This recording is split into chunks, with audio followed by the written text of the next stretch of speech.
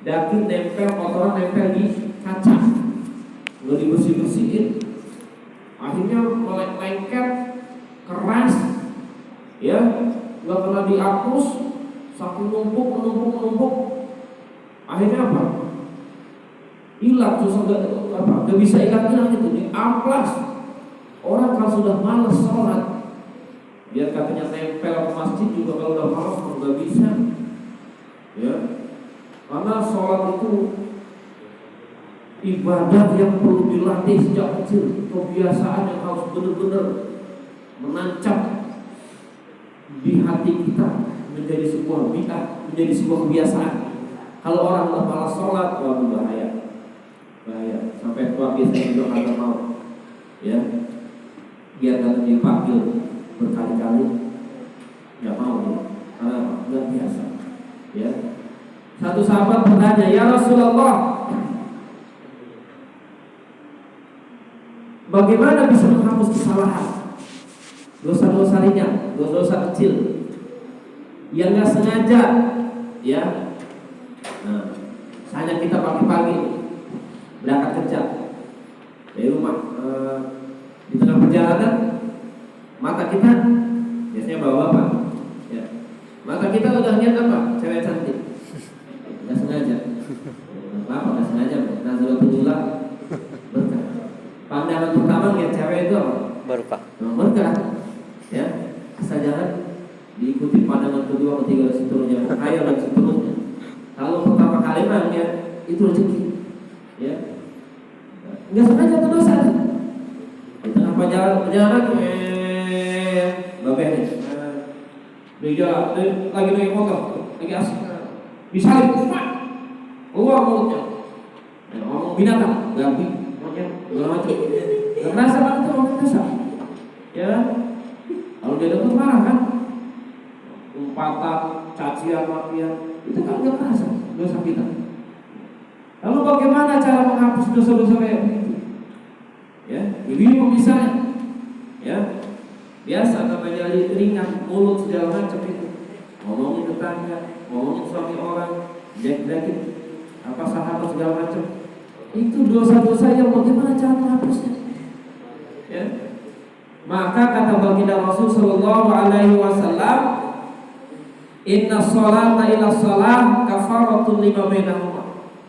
Sesungguhnya kata baginda Rasul, cara menghapus kesalahan-kesalahan ringan, sayyi'ah wa akhra sayyi'ah, ya, kesalahan-kesalahan ringan yang terlontar dari mata kita, dari bibir kita, dari lisan kita, dari tangan kita, itu harus dihapuskan. Dan cara menghapuskannya adalah sholat dari zuhur ke asar, itu menghapuskan kesalahan-kesalahan ringan, ya, lima bainahuma, ya. Kalau dari pagi, dari subuh sampai zuhur, nanti kesalahan kita kayak tadi itu begitu, ya, itu diampuni dengan kita apa? Sholat.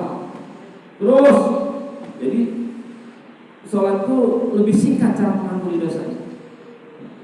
Dari zuhur ke asar diampuni, dari asar ke maghrib dan seterusnya begitu diampuni oleh Allah Subhanahu wa taala. Dosa-dosa yang ringan-ringan yang kecil itu, ya, yang tidak sengaja kita kerjakan, ya, karena kita kan merasa manusia paling bersih aja, padahal mata kita bersalah, tangan kita bersalah, kaki kita bersalah, lidah, lisan, hati kita, segala macam itu bersalah.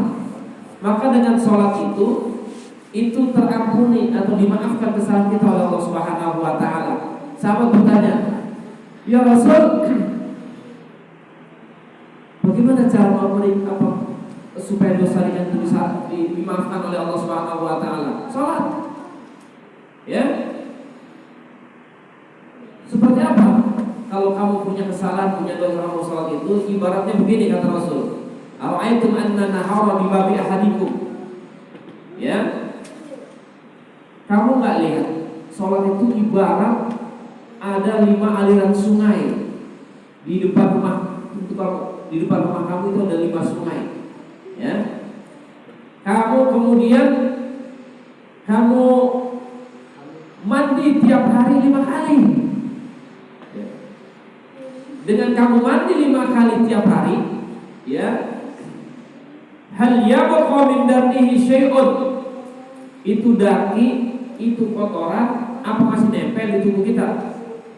Ya, Nabi bertanya kepada sahabat begitu. Kalau kamu mandi 5 kali sehari, kira-kira daki, kotoran itu masih nempel enggak? Ya, kita kan mandi nggak 5 kali sehari, mandi beneran gitu maksudnya. Ya, mandi pagi sekali, siang sekali, ya mandi juga udah, nah, boros. Mandi gimana? Ya, kata Rasul, kalau kamu sudah mandi 5 kali sehari, apa masih ada daki kotor nempel di tubuh? Kata sahabat, la yabqa min darnihi syai'. Tentu ya Rasul, jangan ada daki yang nempel. Acak dan kita bersihin dia pagi 5 kali sehari, bersih itu, ya. Maka kata Rasul, fadzalika mislu sholatil khamsi. Itulah begitu cara Allah, Pak. Yamhullahu bihil khataya. Cara Allah mengampuni kesalahan-kesalahan kita itu begitu. Di samping sholat itu pahalanya tak terhingga, apalagi bulan Ramadan. Puasa yang sunnah seperti yang wajib tak terhingga. Sholat itu pahalanya nggak ada yang tahu. Ketahuan 27 derajat berjamaah kan? Berjamaah 27 derajat tadi kita berjamaah, ya 27 derajat. Ya, itu berjamaah. Ya. Ditahu seperti itu, saking hebatnya itu sholat, luar biasa. Pahalanya tak terhingga, besar. Kemudian terampuni segala hitam kesalahan kita, dosa-dosa kecil diampuni oleh Allah Subhanahu wa taala. Nah, kita sudah pagi-pagi mencari ilmu, kita sudah sholat, ya. Berapa pahala yang kita peroleh pada pagi hari ini dengan catatan kita ikhlas beribadah kepada Allah Subhanahu wa taala. Ya. Maka jangan pernah tinggalkan sholat. Ya. Jangan pernah tinggalkan sholat 5 waktu. Nah, itu kan apa? Kebutuhan kita, ya. Karena kata baginda Rasul sallallahu alaihi wasallam, ternyata sholat itu pertama bisa mencegah perbuatan keji dan munkar. Ternyata sholat itu bisa menenangkan hati kita. Urusan dunia kan gak ada kelar-kelar ya Pak ya. Pusing terus kita, ngurusin anak, ngurusin pekerjaan, ngurusin macam-macam kesibukan dunia, ya. Nah, cara menenangkan hati kita itu adalah dengan sholat. Ada 3 kata baginda Rasul yang membuat hati tenang. Ada 3 kata baginda Rasul. Ketenangan hati itu bisa diperoleh bagi laki-laki ini misalnya ya, hubbiba minad dunya an-nisa wat-tib. Ya. Kum ya Bilal farihna bis shalah. Ya. Dijadikan kecintaan kita. Itu kata baginda Rasul, hubbiba minad dunya an-nisa. Bagi laki-laki tentu dijadikan kerinduan, menghibur hati, menghibur jiwa. Itu pertama apa? An-nisa. Bagi wanita itu pagi-pagi Bu, kalau suami lihat istri senyum itu senang hatinya. Ya Bu ya, senang gitu kalau pagi-pagi istri udah senyum, ya sudah nawarin misalnya kalau nggak bulan puasa, Pak mau ngeteh, mau nyusu, ya. Boro-boro. Ya, pagi-pagi udah mukanya kecut, ya kan? Melotot kayak kusan begitu. Ya. Nah, baiknya begitu kata baginda Rasul. Jadi wanita salehah yang taat, yang patuh pada suaminya, yang senyum di pagi hari dalam keadaan susah ataupun senang, senyum aja dia. Itu membuat hati seorang laki-laki yang tenang. Jiwanya terhibur, ya, jiwanya terhibur. Yang kedua, wati, suka dengan wangi-wangian, nggak laki nggak perempuan sama, ya, suka dengan wangi-wangian.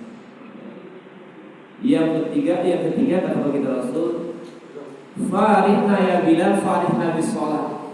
Ya Bilal, laksanakan perintah Allah. Salat, kata baginda Nabi kepada sahabat Bilal, farihna bis shalah, ya. Ketika kita sholat itu kata baginda Rasul, hati kita akan menjadi tenang, tentram.